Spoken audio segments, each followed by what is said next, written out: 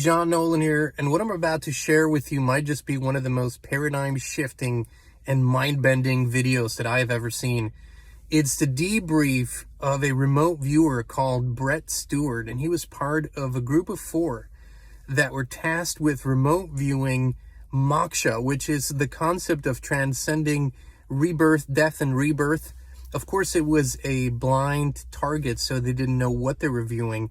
And Brett in this video talks about what they actually found, which goes way above and beyond what they were tasked with, and might confirm some of the most outlandish and unbelievable theories that we've been all talking about here about this place, the nature of reality, who really owns this place, what this is, reincarnation, and all that. Now, Brett uploaded this video originally to his YouTube channel, Technical Intuition, and later took it down because of the intense reactions of the audience. However, we believe that this video should be seen by everyone, so without further ado, we're giving it to you pretty much in full length. Please watch this, think about it, and share it with your friends and family. This is truly important information. In this video, I'm going to talk about the concept of moksha. This is a Sanskrit word which literally means the freedom or liberation from the cycle of death and rebirth. I'm going to go into the remote viewing data that was obtained when 4 different viewers looked at this topic blind. And the amount of corroborating data between the spread of work was very, very high. And then some of the new information that came in through the remote viewing data that caught all of us after we had completed this project and we did analysis and we saw what the actual target was. There's some very startling information that came out across the board on all the works. Where remote viewers come in is we took this project. I was one of the remote viewers who worked the project blind. There were 3 other remote viewers who also did the same. And by blind, all I really simply mean is that when I ran the actual project, I did not know what the target was. So there's a project manager who sends out to the different viewers just a randomly generated number. And then when we sit down to do the remote viewing work, our unconscious mind has no problem tracing that number back to the associated project, which is moksha. So it's a way that allows me as a viewer and any other viewer when operating blind to, since I don't know what it is I'm remote viewing, all my biases or information that I might have read about or books about the topic, it keeps it all out because I have no idea what I could be remote viewing. So it's a way of kind of taking a step back and keeping the data a little bit more clean. It's one of the fairly standard remote viewing protocols is that you really want to run projects blind whenever you can to kind of secure the integrity of the information. It also makes it all the more fascinating when very, very specific information relevant to the topic comes out of the work, because the viewers had no idea what they were remote viewing. But when the viewers get back this concept of reincarnation in their work directly in a blind session, well, you know that you're on topic and you're on target. I'm going to go a bit over the information. I'm going to start from the top. I'm going to start from describing what the viewers, this is referred to as a group summary. So I'm taking the work that is agreed upon across the session work for the most part, and then describing first the site was the first information that we get when describing moksha.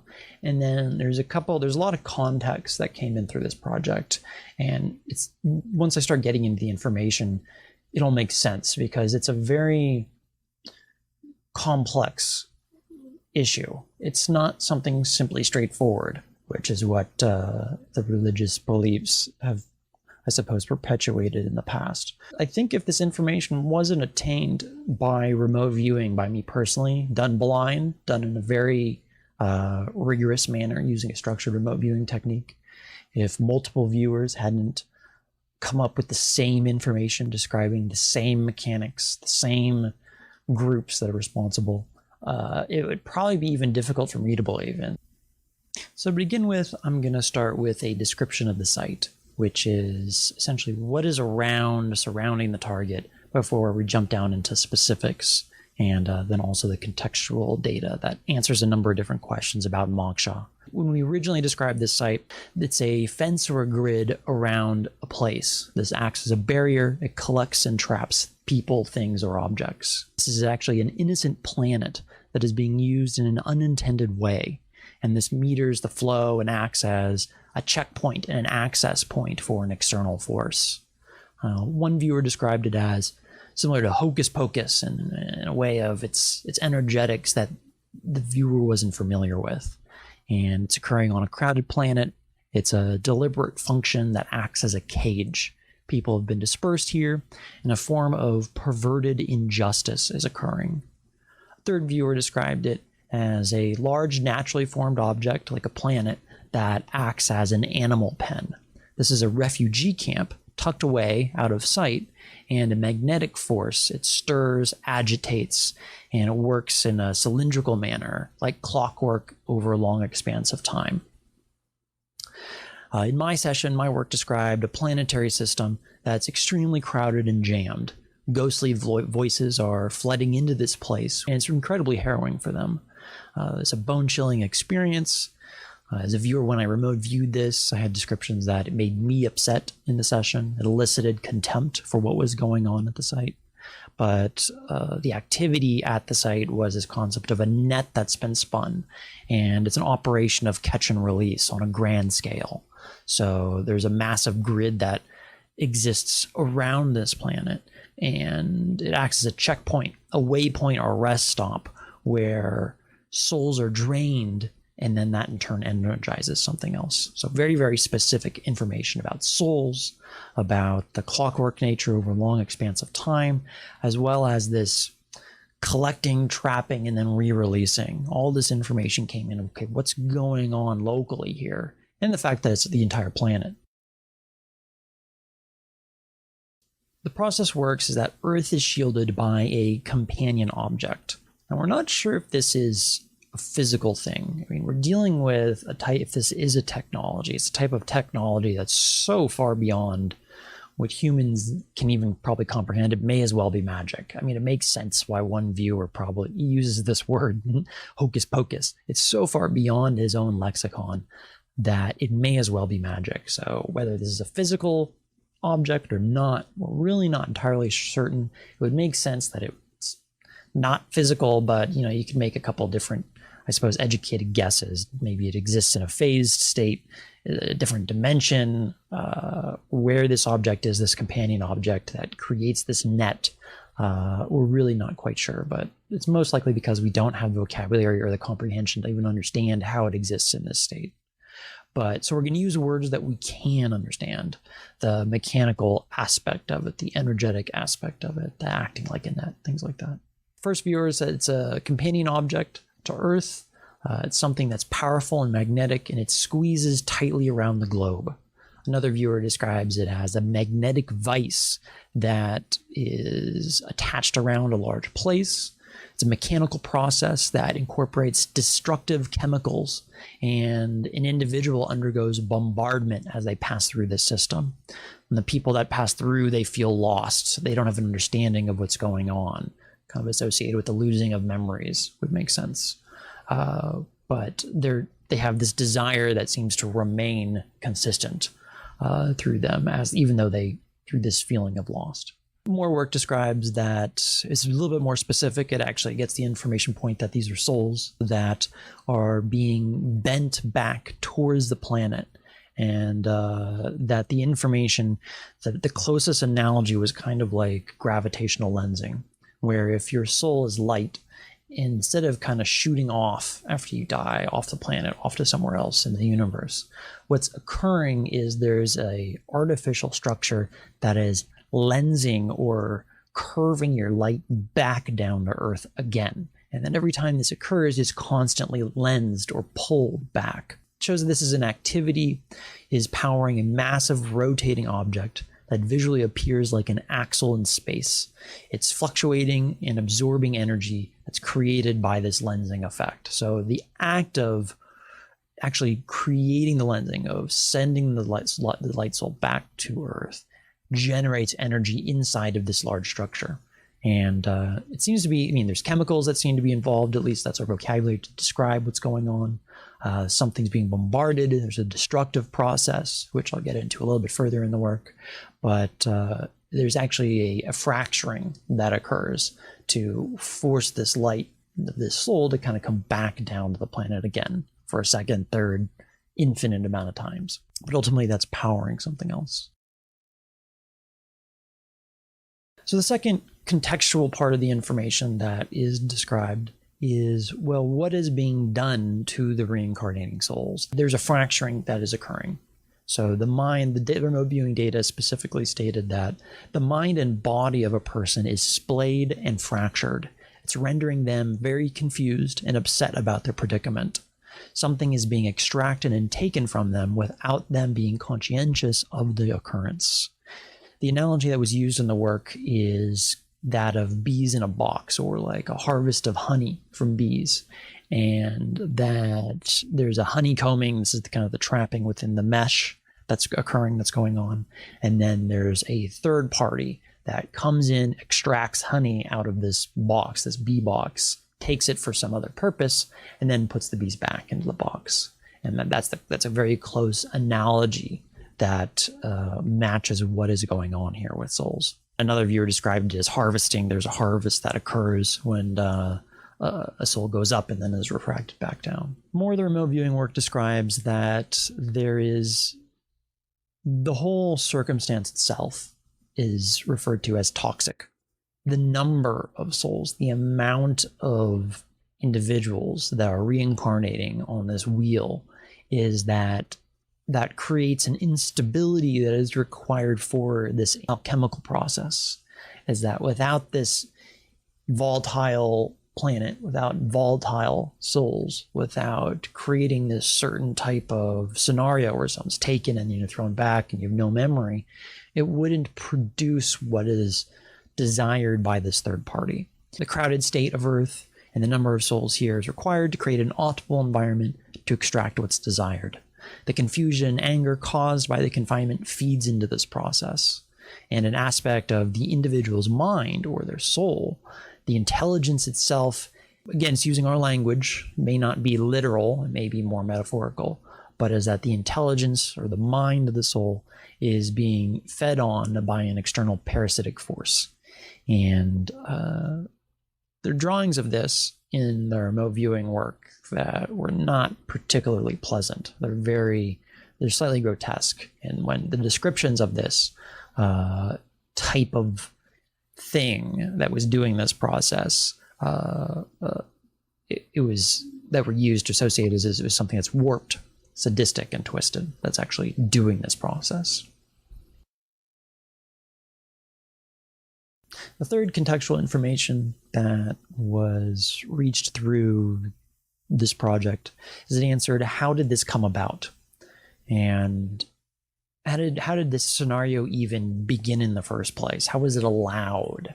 You think of if, say there are forces that are beyond the planet that have the ability to affect what's going on here. How could they have let this happen? How unjust is the universe, or is it all just unjust? And the information was in the remote viewing data that hinted at and described what actually occurred that allowed this to manifest.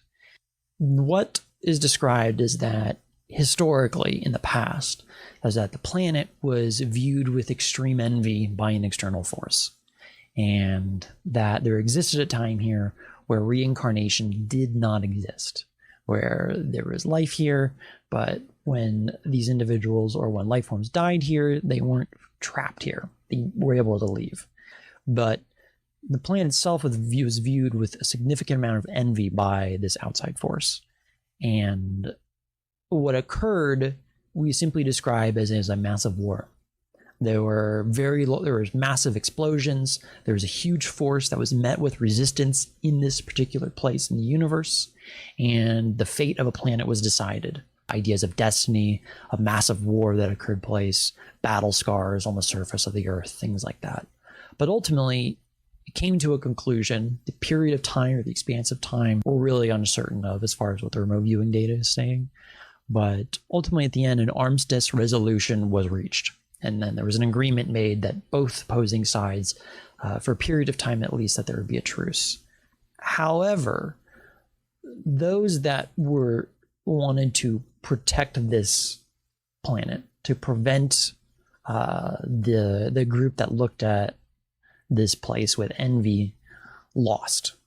They were unable to prevent the outside force. And there was a sense of something was given up And what was given up was, part of what was given up in this massive war was Earth.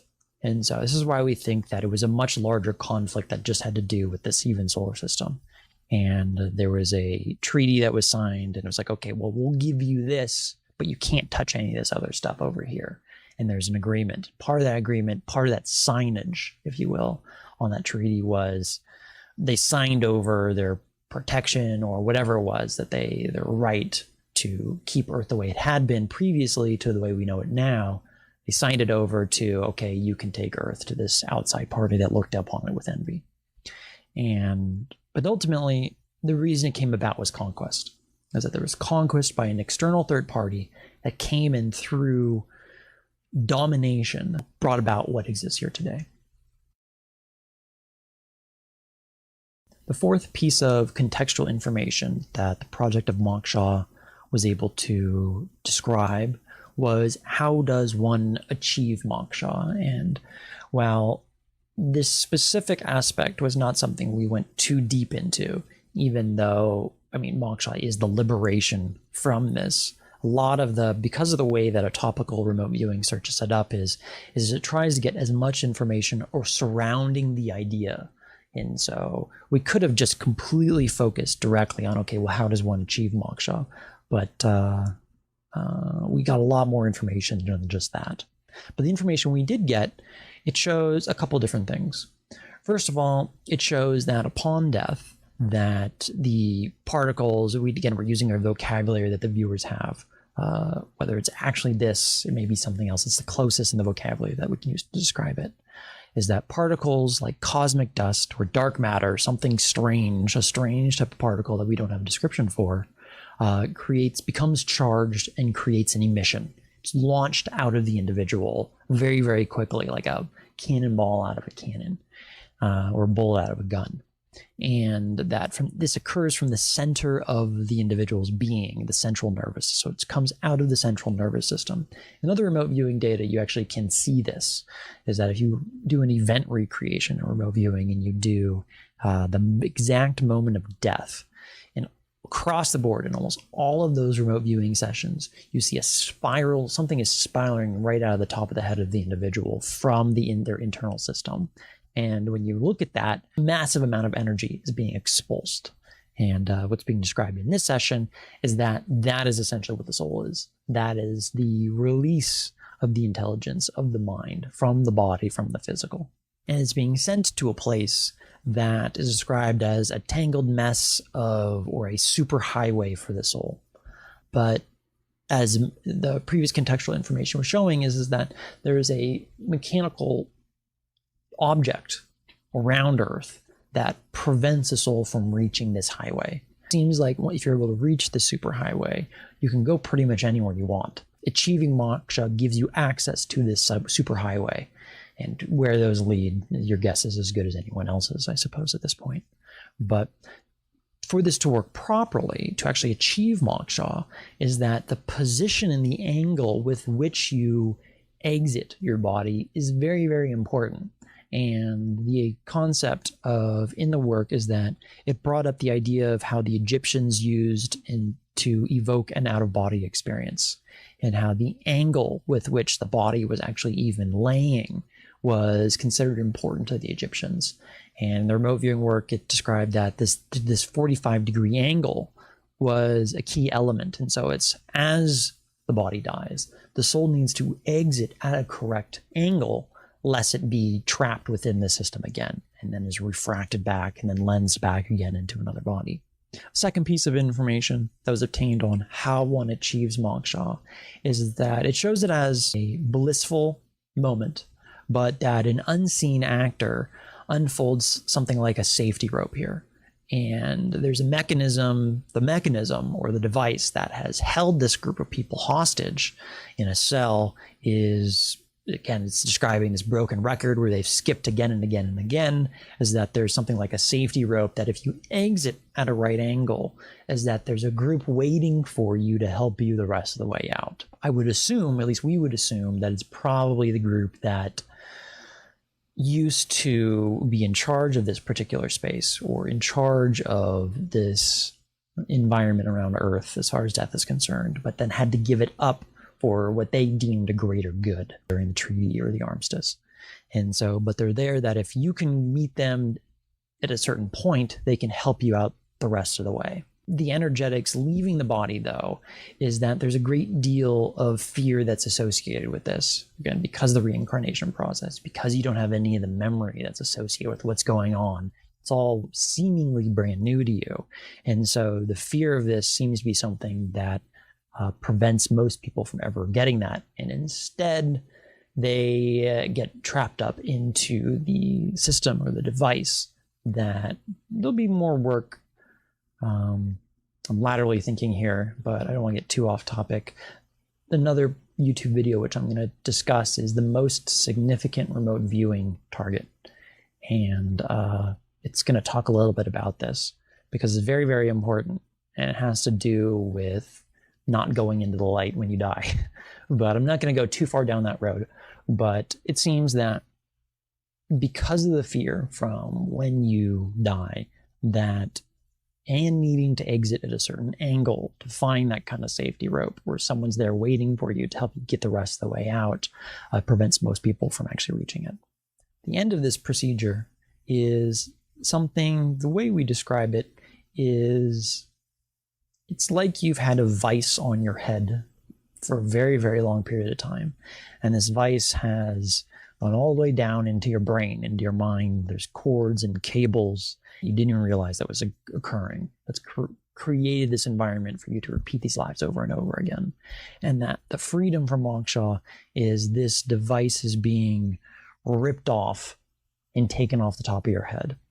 And so, the closest analogy to something like that is you could look at the movie The Matrix when Neo wakes up and all the cords are pulled out of his back. That's what we describe when you obtain moksha. That's in its essence, in the human vocabulary, what is occurring. And the drawing is something in your head is being ripped off and is being pulled off violently. That's kept you here in the first place. Ultimately, though, it just seems the key aspects is the angle with which you exit the body is very important. Finding the rope of those who help you out the rest of the way seems to be important. But then also the fear of the entire situation seems to be kind of a condemning factor, that because of that fear, because of that unknown, souls tend to go into a place that leads them back here in another life. Which is something I'll talk about in a future video that we kind of got more information on different remote viewing project. So the next bit of contextual information that we were able to obtain with the project is it was to answer why was the system created in the first place. And this remote viewing data points to the system on Earth and that it's just one tiny component in a much larger system. It's minuscule. It's a much, much larger operation. And it describes that we are part of a funnel, and it's a slough or a state of moral degradation or spiritual dejection in a manner. And that the system encircles us, and that its proponents have cast a wide net, not just here on this planet. And the advocates, or the torchbearers of this system, whether or not it's exactly these things, again, it's the viewer's vocabulary. I really have to stress this. So it's like this, but those who advocate and perpetuate this system, the closest vocabulary in the viewer's own words is that these things are like demons. And so they're not real wonderful things. Again, the previous work of what's feeding on the intelligence during this extraction process that then fractures the individual, the soul, and then sends them back. It's something parasitic, something that's twisted and warped. But the work describes that they have put man in this cage, the mind in this cage, and that wars of men, anarchy, destruction, societal overthrows, cyclical revolutions that occur down here all fuel the system that actually keeps us entrapped. And so the unstable, this goes back to and reinforces the idea of the alchemical process of this all, of the stew that's created down here, the uncertainty, the mayhem, because there's just far too many people here on this planet, is that's intended because it creates the the chaos that feeds into the system that powers it. And so when pinpointing in the remote viewing work, the energetic activity that's occurring when a soul dies, it gets caught up in the system and then it's sent back. It appears that a part of them is chipped off and then carried off somewhere else. And so it's extracted. Again, this is the honey that's then taken from the bees. And when you view this space, you get a couple. First you get the sound, and you get voices, and it's just there's many voices that are kind of caught in this system, and it's a drowning out sound. And it's all incoherent talk. That's when you're describing this. It's a limbo state that's occurring, and these aspects that are chipped off are described as ghosts. So chipped off of the soul, they're described as ghosts, and they're shells of what they used to be. These are aspects of the soul that have been drained up and used, and an overwhelming melancholy and sadness is associated with these remnants. This is what's split apart and fractured off when the soul becomes enslaved. They're bundled up like a collection of twigs, and they're used as kindling. The viewer described it as just a massive amount of injustice. But the purpose, why the system was created, is that it acts as what's being chipped off every time someone reincarnates. What's being taken is being used as kindling. It's a type of fuel that feeds a different system that doesn't have anything to do with here. So we're in a way part of an engine, one tiny piece, or one engine that feeds back into a power plant. So the purpose of the system is kind of analogous to, we're on a railway system, and that railway system, which is a railway of conquest, outer expansion, requires energy.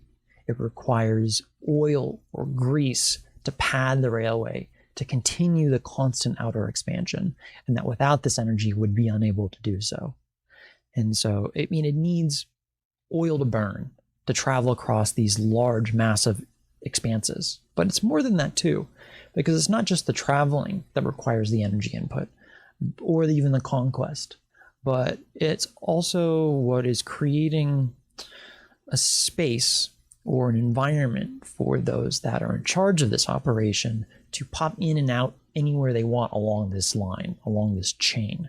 And so ultimately, though, all these roads, if you will, lead back to Rome. There's like a central one that exists in that this energy is then powering this massive system. The final bit of contextual information that was collected with this remote viewing project was who's responsible.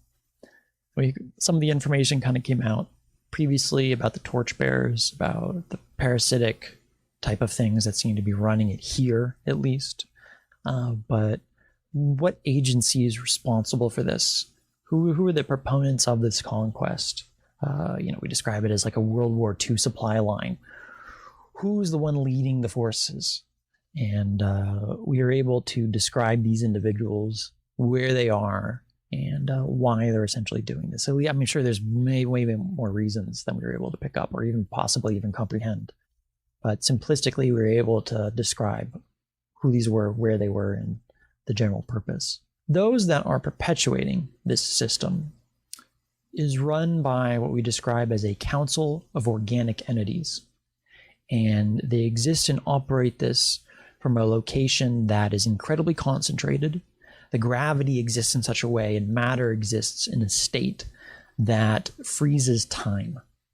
So you can think of it kind of as a bubble or a void zone or a black hole that they're existing within. And they're creating an artificial environment, an artificial timeless environment from which to exist in, and then spread their influence out in a time reality in the universe. So essentially it's making them immortal. But they're doing this in a way that they spread throughout the universe through these various gateways. And so they create these little void zones in various pockets in space, in the universe. There's one here in this specific solar system. And this pocket is what allows them to pop in and out anywhere they want along this conquest or along this supply line. They create these pockets, but they also live within them. And so it's almost like they entered into a different dimension that doesn't have time, but they can come out anywhere they want along the supply line for it. Now, the council themselves, the words we use to describe them, because of the system, because they may as well be mortal, because they don't age, is that they've created a system for them within physical reality that has set themselves up as gods, lowercase g, gods. And they view themselves as such as well, compared to all the other life forms, even over the souls. They view themselves as the gods of reality. And that is what gives them the authority to do what they do, to increase expansion, that they have some sort of right to perpetuate their authority throughout the universe. The energy that is being funneled back to create the system is also being funneled back to them. And when we describe these beings, when we describe their nature, it's not very positive. We describe them as, simply put, evil. As that these things are very service to self. It's about their own conquest. It's about taking the energy that exists in the universe, accumulating it, and then absorbing it for their own desires and to serve their own purposes. It has nothing to do with serving a greater good. It has nothing to do with bringing harmony or peace to the universe. It has to do with conquest, war, and taking the spoils back to create a larger system of control, and they act as immortal gods to this system. Now, one final thing about when you remote view these specific entities is, and remember that these are organic life forms. So these were flesh and blood, just like you and I, but through their technology, whatever you want to call it, they created an environment for themselves that they are no longer biological. They may as well not be, because they exist in this timeless reality. With or without bodies, we're not sure. When we draw them, we describe them with eyes that are blazing white.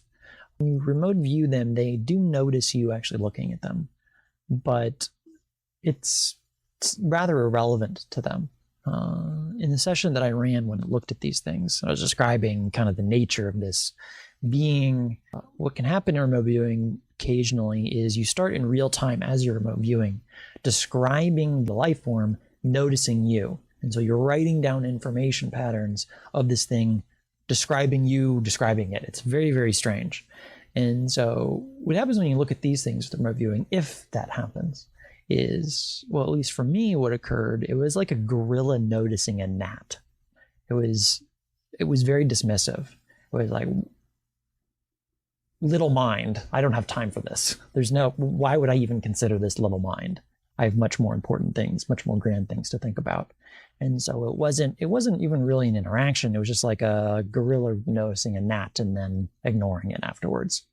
And so it simply shows, either whether it's the level of ego or whether it's the level of, the truth to the situation, that these things operate in a place and on a plane of consciousness that so far surpasses where we are as humans on this physical plane, that's not even worth the time.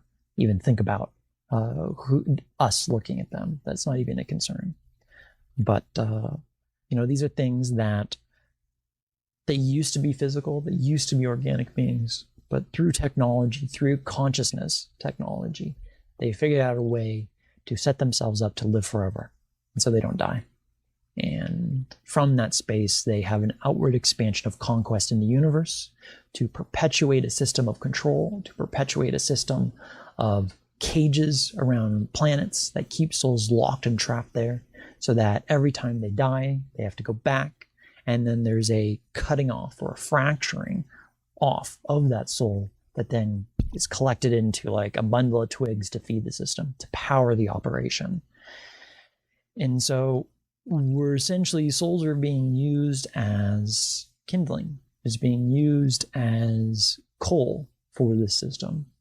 And that while there may be other reasons that the soul may decide to jump into this system, like maybe even willingly put themselves in this situation, it's not a the soul on this planet is not one that doesn't come without extreme dangers, because it seems that every time you die, you lose, there's a part of you that's lost and is fractured. And so reaching moksha is a very significant and important thing. Maybe the soul originally, I'm just speculating here at this point, your soul or my soul, we came here to learn something. But if you're stuck here for too long, is that you become so fractured that the ultimate end of that is something that's like a ghost. It's something that's used up. It's something that has lost its energetic potential. And so based off some other work, which I'll be sharing in the future, I believe it's very important for people in their lifetime to be thinking about this type of thing, to be thinking about how do they attain moksha? How do they attain, first, is it in their highest good to do so right now is a very important aspect. Being able to have a dialogue with your higher self is very important to, is this the life where, attaining moksha or pursuing it is important. But I think that knowing that there is an outside group that, while they may not be in charge of this particular space, is there and waiting for people that figure out how to exit the body at the right angle, figure out how to avoid the specific snares that exist for souls as they exit the body. This will be a topic for another remote viewing video on YouTube, which I'll talk about. That there are those outside waiting, and they're there to drop a rope down into the cage to help you the rest of the way out, if you do the first part. So that's moksha. That's remote viewing work that's describing the freedom from the cycle of reincarnation, contextual information about why it's occurring, how it's occurring, and who's doing this. And I think it gives a little bit of perspective that there's a much larger game that's being played here, and Earth is just one tiny part of it, and we're not the center of the universe. We're just one tiny aspect on a very large board that seems to go back and be funneling into a system of fight, if you will, on a cosmic scale of the fight between good and evil. And our pocket of the universe is one that appears to be controlled by the negative side. Its authority, it has its system, exerts power and control over this specific pocket in a way that keeps people entrapped here, enslaved here. And so these ideas that you may have read about in the past of prison planet seem to fit, is that it fits now the reasons for it don't seem to match up a lot of the other things that I've read about why this has occurred, or who's doing it.